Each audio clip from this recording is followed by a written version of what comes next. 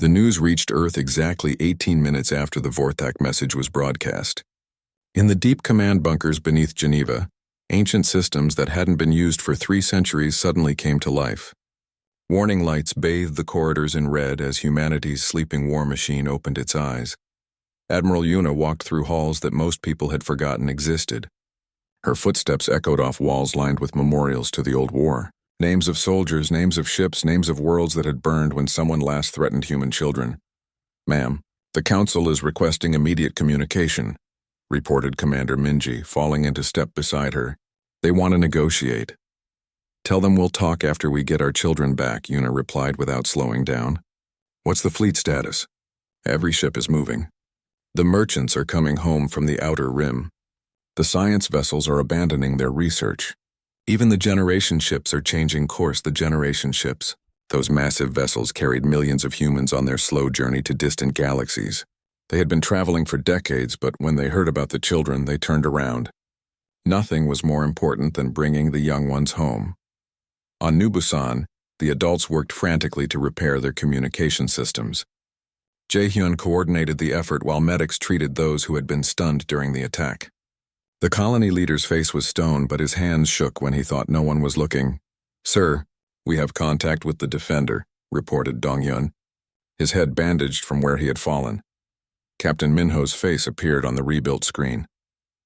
"Jae-hyun, how are you holding up?" "Just tell me you're going to get them back. Every ship in the sector is coming. Admiral Yuna herself is leading the fleet." Minho's voice was steady, but his eyes burned with fury. "The Vorthaks have made the biggest mistake in galactic history." Across the galaxy, other species watched the human response with growing alarm. On the Kalari homeworld, the government held emergency sessions as they tracked the movement of human vessels. The snake-like Thessians recalled all their ships from human space. Even the mighty Andromedans, who had fought humanity to a standstill in the border wars, quietly moved their fleets away from potential conflict zones. In the Galactic Council chambers, panic was setting in. Counselor Vorthak Prime stood before his peers, still confident in his empire's power. He believed the humans would negotiate, would accept some face-saving compromise that left the Vorthak Empire stronger. "The humans are making a show of force," he declared to the assembled representatives. "But they will not risk a real war over a few children. They have grown soft with peace." Ambassador Ji-won rose from her seat. The chamber fell silent as every eye turned to her. She walked slowly to the center of the great hall, her diplomatic robes rustling in the quiet. "Honored representatives," she began, her voice carrying clearly through the chamber. "My daughter is among the children your Vorthak allies have taken." A murmur ran through the crowd. This was no longer just politics. It was personal. For 300 years we have lived by the first law. Not because we demanded it, but because you all agreed it was necessary. You remembered what happens when human children are threatened. Ji-won's facade of diplomatic calm began to crack. "You have forgotten, but we have not. We remember every ship that burned, every world that paid the price, every species that learned too late what it means to threaten our young." She turned to face Vorthak Prime directly. "You have 71 hours to return our children unharmed. After that, the galaxy will remember why the first law exists." The Vorthak counselor laughed, a harsh sound that echoed off the chamber walls. "Empty threats from a species that hasn't fought a real war in centuries. Your people count credits now, not bodies." Ji-won smiled, and for the first time in 300 years, the assembled aliens saw a human's true face in war. "We never stopped counting bodies. We just stopped making them. The difference is about to become very clear." On the Vorthak homeworld of Krekstar, the captured children were being held in what their captors called a guest facility. The building was comfortable enough, with beds and food and even some basic entertainment systems, but the doors were locked and Vorthak guards watched their every move. Yisu had become the unofficial leader of the group. At 12, she was one of the oldest, and her calm strength helped keep the younger children from panicking. She organized games to keep everyone busy and made sure the scared ones got extra food. "My mama says humans always take care of each other," little Jinwoo said as Hisu helped him with his shoelaces. "That's right," she replied. "And our families take care of us. They're coming." Sua pressed her face against the window of their room. In the distance, she could see Vorthak warships patrolling the skies. There are so many of them. How will our people get through? Hisu joined her at the window. The Vorthak fleet was impressive, with hundreds of ships arranged in defensive formations around their homeworld. But she remembered her father's bedtime stories about the old war. My papa told me once that the Zellans had 1,000 ships when they took human children from Proxima Station, she said quietly.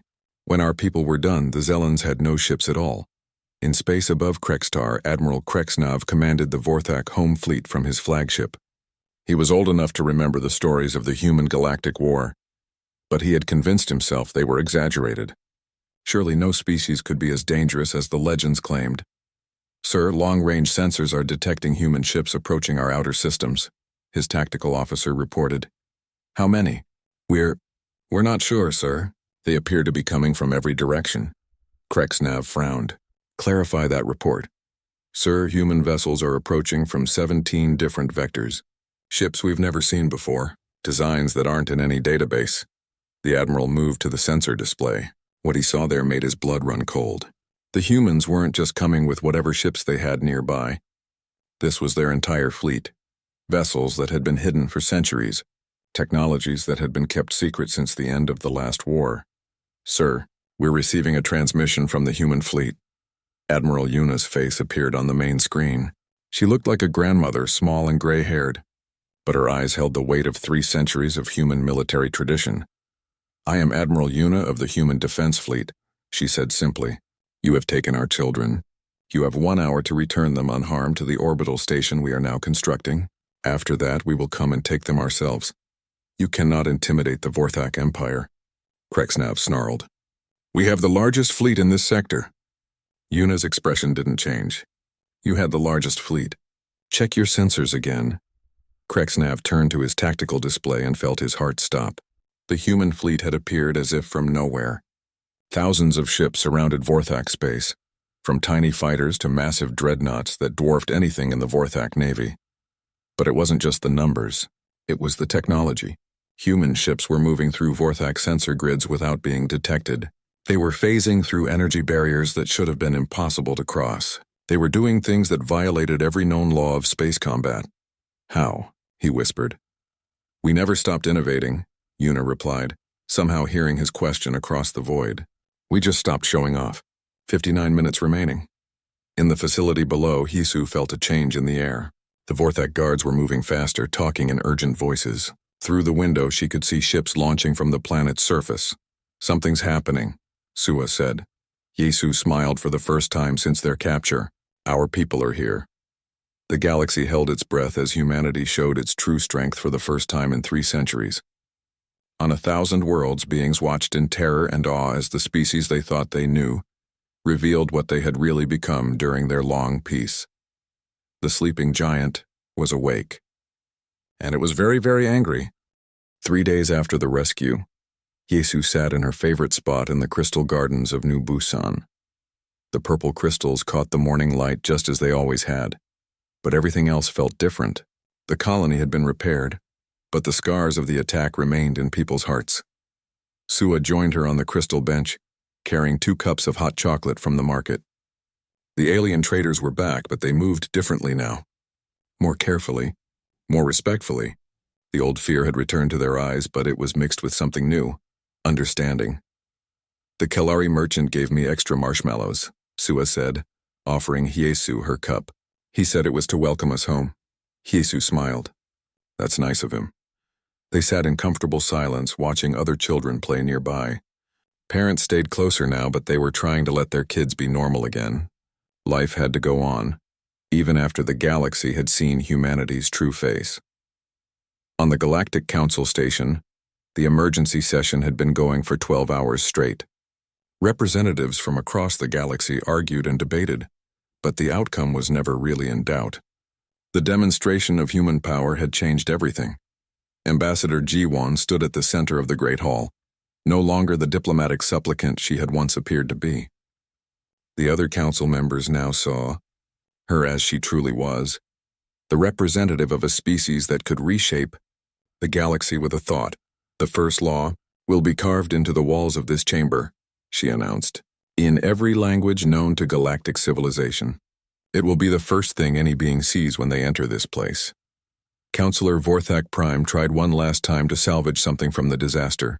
Surely we can find a compromise that respects all species equally. Jiwan's gaze silenced him.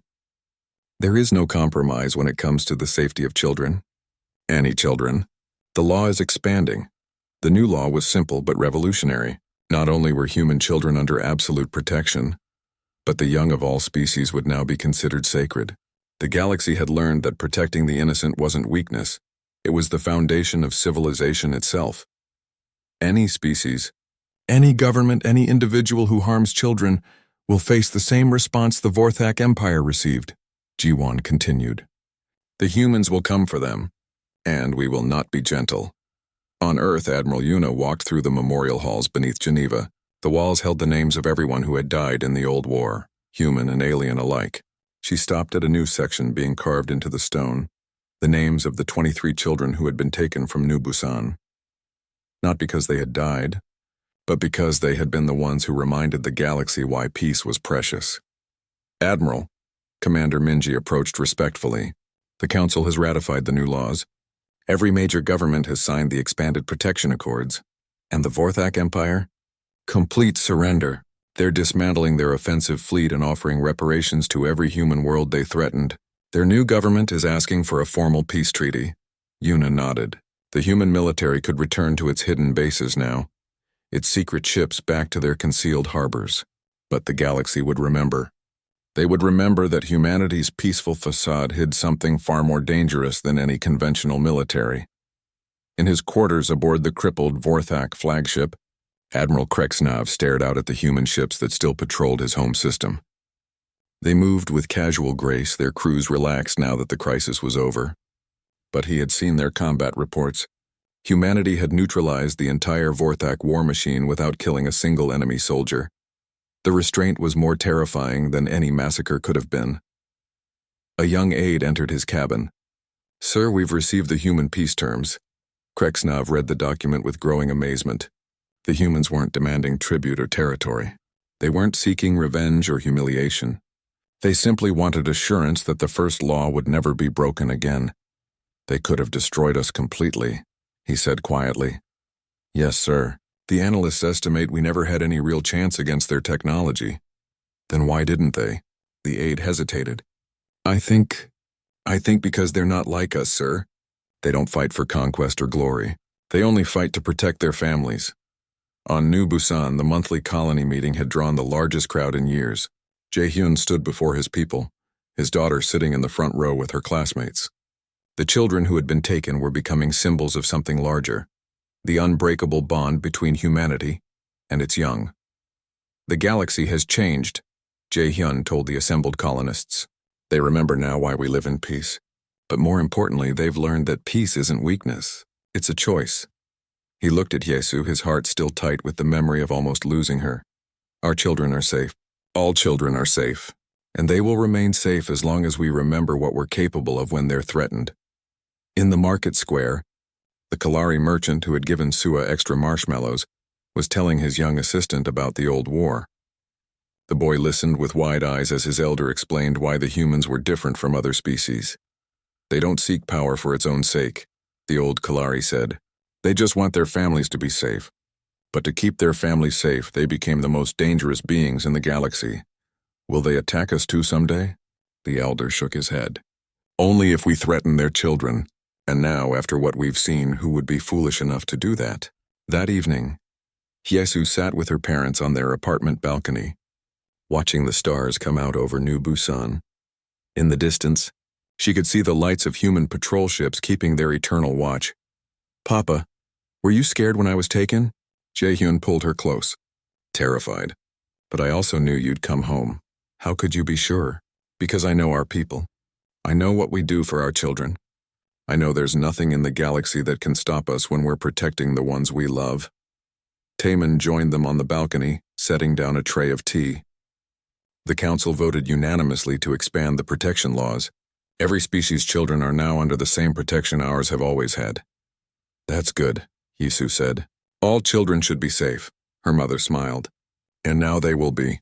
Because the galaxy has learned that protecting children isn't just about one species anymore. It's about what kind of civilization we want to be." The stars wheeled overhead, same as they always had. But the galaxy beneath them was different now. The balance of power had been revealed in its true form.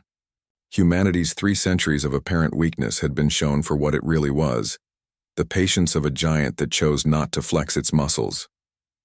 On 1,000 worlds, beings tucked their own children into bed with new appreciation for the peace they had known. The first law had evolved into something greater, a universal protection for innocence itself. And in the deep reaches of space, human ships continued their silent patrol, guardians of a peace built not on fear, but on the simple understanding that some things were worth any price to protect.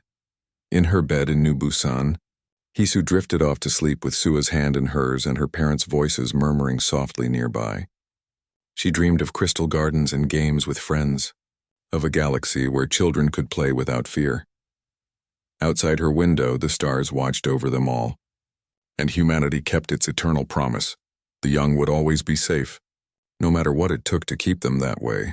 The sleeping giant had awakened, shown its strength and chosen to sleep again. But the galaxy would never forget what lay beneath humanity's peaceful surface. Some laws existed for very good reasons, and some promises were kept at any cost. The first law endured stronger than ever, carved not just in stone but in the hearts of beings across the galaxy. Children everywhere slept safely, protected by the understanding that there were those who would move mountains to keep them from harm. And in the deep places where humanity's true strength lay hidden, patient guardians waited and watched, ready to awaken again if ever the innocent were threatened. Peace was not the absence of strength. It was strength choosing to be gentle, until gentleness was no longer enough. The hour passed in tense silence. Admiral Krexnav stared at his screens, watching human ships take positions around his homeworld like a slowly tightening noose. His communication officers had tried to contact the Galactic Council, but somehow all their long-range systems had gone dead. "Sir, 5 minutes remaining," his tactical officer reported. Krexnav opened a channel to the surface. "High Command, what is the status of the human young?" "They remain in our custody," came the reply. "We will not bow to human threats." The Admiral closed his eyes. He had seen the sensor readings. The human fleet wasn't just larger than his own. It was using technology that shouldn't exist. Ships that appeared and disappeared at will, weapons that could apparently reach through shields. If the legends were even half true, "Time," his officer announced. Nothing happened for a moment. Then every screen in the Vorthak fleet went black. On Earth, in a bunker so deep it reached almost to the planet's core, Wu Jin worked at a console that hummed with power. The young cyber warfare specialist's fingers moved across holographic displays, each touch sending invisible attacks across the galaxy. "Vorthak defense grid is down," he reported to Admiral Yuna. "All their communications, navigation, and targeting systems are offline. How long until they restore them?" "If they're very good and very lucky, maybe a week," Admiral Yuna nodded. The cyber attack wasn't meant to kill anyone. It was meant to send a message. The Vorthak Empire's most advanced technology had been turned off like a light switch by human hackers they never saw coming. On Krextar, the Vorthak High Command watched in horror as their capital city went dark. Every computer, every communication device, every piece of military equipment simply stopped working. Emergency lights flickered on in the facility holding the human children. But even those began to fail one by one, ma'am. "Their systems are down across 12 star systems," reported Commander Minji from the bridge of the assault ship Retribution. "No communications, no coordination, no orbital defenses." "Begin Phase 2, Admiral Yuna ordered. The human fleet moved like a living thing. Ships that had been invisible suddenly appeared in the atmosphere of every major Vorthak world, not to attack the planets themselves, but to deliver a message that could be seen from the ground. On Krextar, the massive human dreadnought Remembrance descended through the clouds until it hung directly over the capital city. It was the largest ship the Vorthaks had ever seen, its hull scarred from battles 3 centuries old. Along its sides, written in letters large enough to be read from the surface, was a simple message in the Vorthak language: "Give us our children." Captain Minho led a smaller strike force toward the facility where the children were being held. His ship, the Defender, was joined by 50 others, all carrying the best soldiers humanity had trained. These weren't the normal peacekeeping forces the galaxy knew about. These were the units that had been training in secret for 300 years, preparing for the day someone would break the first law. "Captain, we have visual on the target building," reported his pilot, a veteran named Hana, who had fought in the border conflicts. "Heavy Vorthak presence, but their defensive systems are offline." "Remember, the children's safety comes first," Minho said over the comm. "We don't kill anyone unless we have to. But if anyone threatens those kids, he didn't need to finish." Every human in the strike force understood. On the surface, Sergeant Minji led her Special Forces team through the darkened streets of the Vorthak capital. The aliens they passed cowered in doorways, afraid to interfere with the grim-faced humans who moved like ghosts through their city. The facility was surrounded by Vorthak guards, but they were blind and confused without their electronic systems. Minji's team had equipment that worked in any environment, technology that had been refined over centuries of preparation. Teams Alpha and Beta moved to the perimeter. She whispered into her comm, "Charlie team, you're with me. Remember, we want to get in and out without the guards even knowing we were here." Inside the facility, Yesu was trying to keep the younger children calm. The power had gone out completely now, leaving them in darkness. She could hear the Vorthak guards shouting in confusion, their voices filled with fear. "What's happening?" Sua whispered. "Our people are here," Yesu said confidently. "They're keeping their promise." Little Jinwoo started to cry. "I want to go home." "We're going home," Yesu promised, pulling him close. "Very soon now." Outside, Minji's team had reached the building. Using scanner technology that could see through walls, they quickly located the children and mapped out the guard positions. The Vorthaks had concentrated their forces around the main entrances, leaving the upper floors relatively undefended. "Phase rifles set to stun only," Minji ordered. "Non-lethal takedown. We're not here to start a massacre." The team moved like smoke through the building. Vorthak guards fell unconscious one by one, never seeing their attackers. The aliens would wake up later with no memory of what had happened, their minds carefully adjusted by human neural technology. When the door to the children's room opened, Isu was ready to fight with her bare hands if necessary. Instead, she saw a human woman in black armor, her face kind despite the dangerous equipment she carried. "Hello, children," Minji said softly. "I'm Sergeant Minji. We're here to take you home." The rescue took less than 10 minutes. One moment the children were prisoners in a dark alien facility. The next they were aboard the Defender, being checked by human medics and wrapped in warm blankets. "Papa," Haisu cried as she saw her father's face on the communication screen. "I'm here, sweetheart," Jae-hyun said, tears streaming down his face. "You're safe now. You're all safe." But the larger battle was just beginning. As news of the successful rescue spread through the human fleet, Admiral Yuna opened communications with every Vorthak world simultaneously. "People of the Vorthak Empire," her voice echoed across their silent cities. "Your leaders broke the first law. They took our children. We have taken them back." She paused, letting her words sink in. "Your leaders believed we had grown weak. They thought 3 centuries of peace meant we had forgotten how to fight. They were wrong." On Krekstar, Admiral Kreksnav watched his fleet sit dead in space, helpless without their computers. Around them, human ships moved freely, demonstrating technologies that made mockery of Vorthak military power. "We could have destroyed your fleets," Yuna continued. "We could have burned your worlds. We could have done to you what you tried to do to our families. Instead, we chose mercy." Her voice hardened. "But understand this. The first law is not a request. It is not a suggestion. It is the fundamental rule that keeps this galaxy civilized. Break it again, and we will not be so gentle." The human fleet began to withdraw, their ships disappearing as mysteriously as they had arrived. But the message was clear. Humanity had shown only a fraction of their true power, and it had been enough to cripple the second largest military force in the galaxy. On the council station, Ambassador Jiwon stood before the assembled representatives. The chamber was silent as tomb as she spoke. "The children are safe. The Vorthak Empire has learned the cost of breaking the first law, but this cannot happen again." She looked around the chamber, meeting the eyes of beings from 100 different worlds. "The first law protected you as much as it protected us. It kept the peace for 3 centuries. Today you saw what happens when that peace is broken." Counselor Vorthak Prime sat in his chair, his proud demeanor completely shattered. His empire's fleet was crippled. Their technology had been proven worthless. Their military reputation was in ruins. The choice is yours, Jiwan continued. We can return to the old ways with respect for the law that has served us all. Or we can write new rules with new consequences for those who break them. In the medical bay of the Defender, Hisu held Sua's hand as they traveled home to New Busan.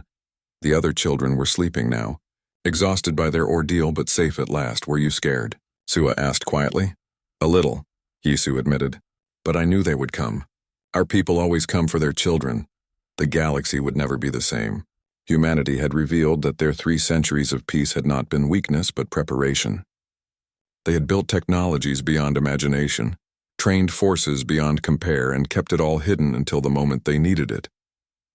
The sleeping giant had awakened, and now everyone remembered exactly why they had been so afraid to wake it. The attack came at dawn, just as the children of New Busan were getting ready for their weekly field trip to the crystal mines. Hisu had packed her lunch carefully, excited to see the deep caves where the most beautiful crystals grew. Sua bounced beside her as they waited for the transport with 20 other children. I heard there are crystals down there that sing when you touch them, Sua whispered. My papa says some are as old as the stars, Hisu replied, adjusting her small backpack. Their teacher, Miss Hana, was checking her list when the first explosions lit up the sky. Red beams of energy struck the colony's outer buildings, sending up clouds of smoke and debris. The peaceful morning shattered as alarms began to wail. Children, to the safe house, now, Miss Hana shouted, but it was too late. Vorthak dropships screamed overhead, their dark metal hulls blocking out the sun. Soldiers in heavy armor poured out before the ships even touched the ground. Their reptilian faces were hidden behind helmets, but their intentions were clear. Kyung, the head of colony security, managed to get one message out before the communication tower exploded. Mayday, Vorthak forces attacking New Busan. They're targeting the school. The message reached Captain Minho's ship in less than a minute. He stared at the screen in disbelief, then fury. Around him, his crew went silent as the impossible words sank in. All ships, emergency speed to New Busan, Minho ordered. Send word to every human vessel in the sector. Code Black. Code Black hadn't been used in over 200 years. It meant one thing. Human children were in danger. On New Busan, the Vorthak soldiers moved with deadly efficiency. They ignored the adult humans walking past them as if they didn't exist. Their target was specific and terrifying. They wanted the children. Dongyun, a young engineer working near the mines, saw the soldiers herding the school group toward their ships. He ran toward them, shouting, but a Vorthak warrior simply stunned him with an energy weapon. The man collapsed, helpless to stop what was happening. Let them go! Jaehyun roared as he saw his daughter being forced into a Vorthak transport. He charged forward with several other parents, but the aliens were ready. Stun beams dropped the adults to the ground one by one. Hyesu tried to be brave as the soldiers pushed her and her classmates into the dark ship. Sua held her hand tightly, both girls trying not to cry. Around them, the other children whispered prayers and called for their parents. Why are they taking us?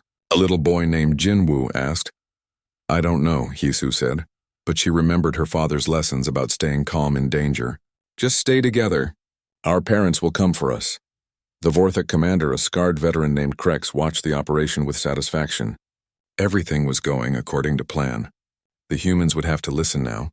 Their precious children would make perfect bargaining chips. Phase 1 complete, he reported to his superiors. 23 human young captured. No adult casualties. We are returning to base. The transport ships lifted off, carrying their terrified cargo away from New Busan. Below, the colony burned in several places, but most of the damage was minor. The Vorthaks had been careful not to kill any adults. They needed the humans to understand this was about power, not genocide. Captain Minho arrived 3 hours too late. His ship dropped out of hyperspace to find New Busan's skyline marked by smoke columns.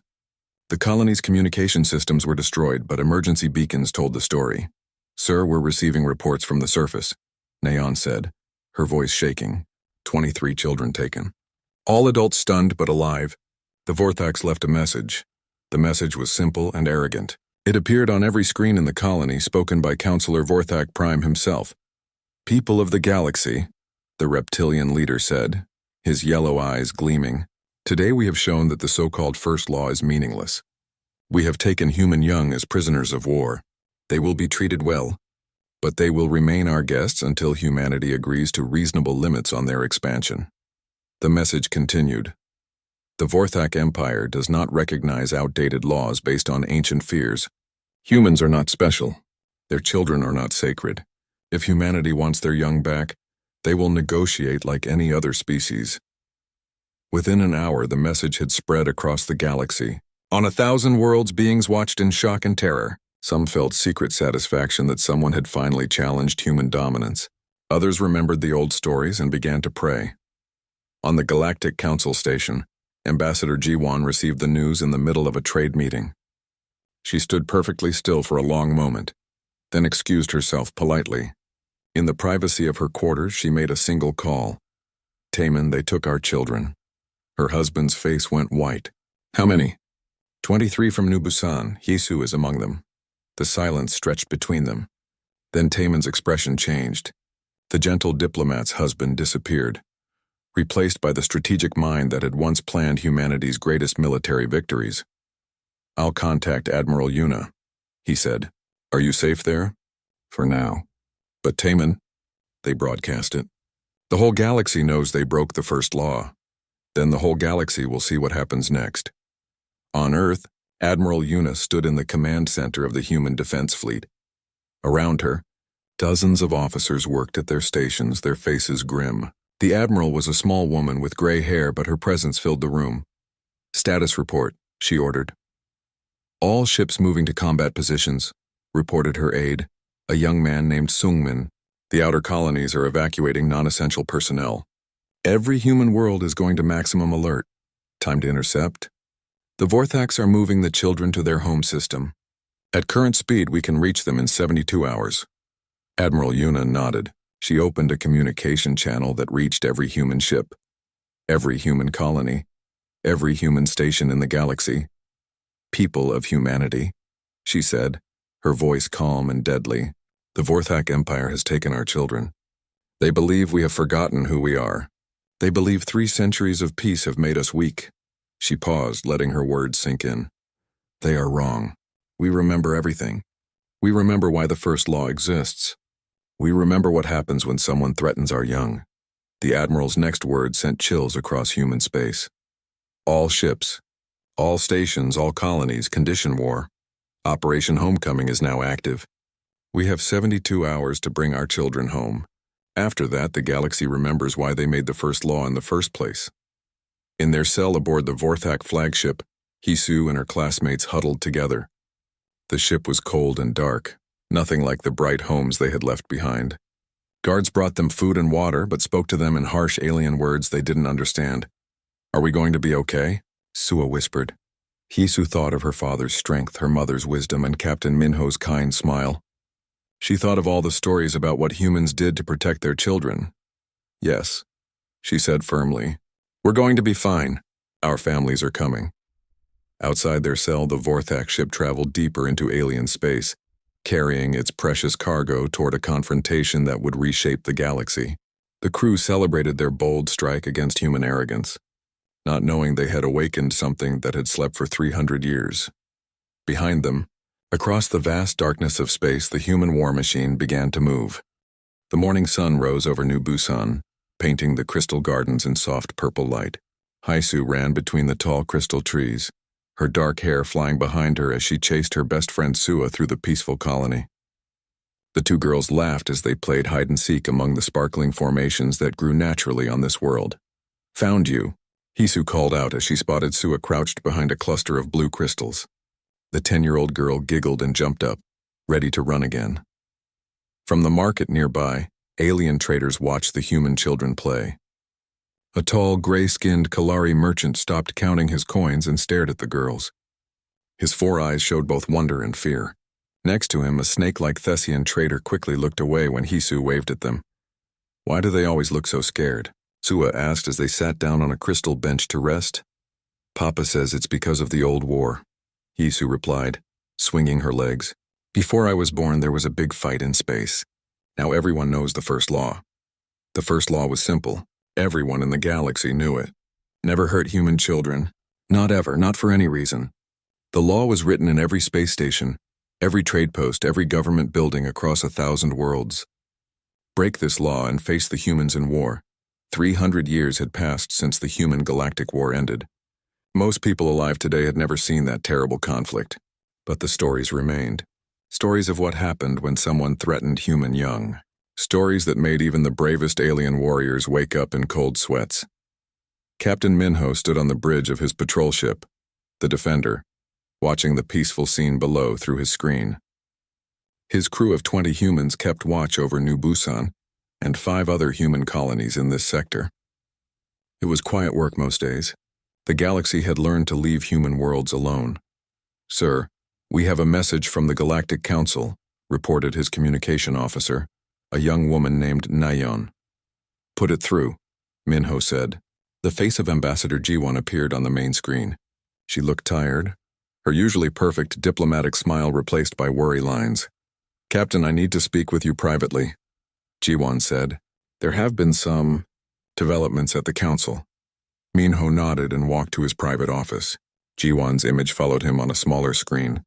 Once the door closed, her formal mask dropped completely. "Minho, the Vorthak are making noise again," she said quietly. "They're questioning why human colonies get special protection. They say it's not fair that we can settle wherever we want, while other species have to follow council rules." Minho felt a cold weight in his stomach. The Vorthak Empire controlled 40 star systems and had the largest military fleet outside of human space. They were proud, aggressive, and had always resented humanity's special status. "What exactly are they saying?" he asked. "They want the first law changed. They claim 3 centuries is long enough. They say the galaxy has forgotten why the law exists in the first place." Jiwon rubbed her temples. "Councillor Vorthak Prime gave a speech yesterday. He said humans have become weak and peaceful. He thinks we won't fight anymore." Back on New Busan, Hisu and Sua had moved to the playground near the colony center. Human children of all ages played on swings and slides while their parents worked nearby. Adult humans chatted with alien visitors, conducting the peaceful trade that kept the galaxy running smoothly. Jaehyun, Hisu's father and the colony leader, was meeting with a group of Kalari merchants about shipping contracts. The aliens were polite but nervous, as they always were around humans. They remembered the stories their grandparents told. "The humans seem so normal," one young Kalari whispered to his elder. "Are the old stories really true?" The elder Kalari's eyes went wide. "Child, never doubt those stories. I saw the aftermath of Proxima Station myself. The humans came for their young ones, and when they left, 3 Zellan fleets were nothing but floating metal. The Zellans broke the first law. They paid the price." In her apartment above the colony center, Minji was teaching her 6-year-old son Wu Jin how to use emergency communications. Like all human parents in the galaxy, she made sure her children knew what to do if something went wrong. "Remember, if the alarm sounds, you go to the safe room and press this button," she said, showing him a simple red switch. "It will tell every human ship in space that you need help." "Will Papa come get me?" Wu Jin asked. "Papa will come. Uncle Minho will come. All the humans will come," Minji promised. "That's what we do. We protect our children." On the council station orbiting the galaxy's center, Ambassador Jiwon walked through the grand halls where representatives from hundreds of species gathered. The building was magnificent, with towers reaching toward the stars and chambers that could hold thousands of beings. But today, the beauty felt cold. Jiwon could feel the tension in the air. Groups of aliens whispered in corners, their voices carrying words like human privilege and outdated laws. The Vorthak delegation was the loudest, their reptilian faces showing open contempt when they looked at her. Jiwon's husband, Taemin, waited in their quarters when she returned that evening. He was reviewing military reports on his personal tablet, something he rarely did anymore. The sight made Jiwon's heart race. "How bad is it?" she asked. "Bad enough that Admiral Yuna asked me to update our emergency protocols," Taemin said. "The defense fleet is quietly moving ships into position near our major colonies. Just in case. Do you think they'll really try something?" Taemin looked up from his tablet. His eyes held the same hard look that had made him one of humanity's best strategic minds during the border conflicts of his youth. "The young Vorthak leaders didn't live through the war," he said. "They only know stories. Stories can seem like myths after 3 centuries. They might think we've forgotten how to fight." That night, across human space, children slept safely in their beds. Hisu dreamed of crystal gardens and games with Sua. Wujin cuddled his stuffed star whale while his mother hummed him to sleep. On 1,000 worlds, human families lived their peaceful lives, protected by a law that had kept the galaxy stable for 300 years. But in the dark corners of space, Vorthak were ships moved quietly toward human colonies. Their commanders believed the humans had grown soft. They thought the first law was just words now, backed by nothing but old fears and older stories. They were about to learn that some laws exist for very good reasons, and some sleeping giants should never be awakened.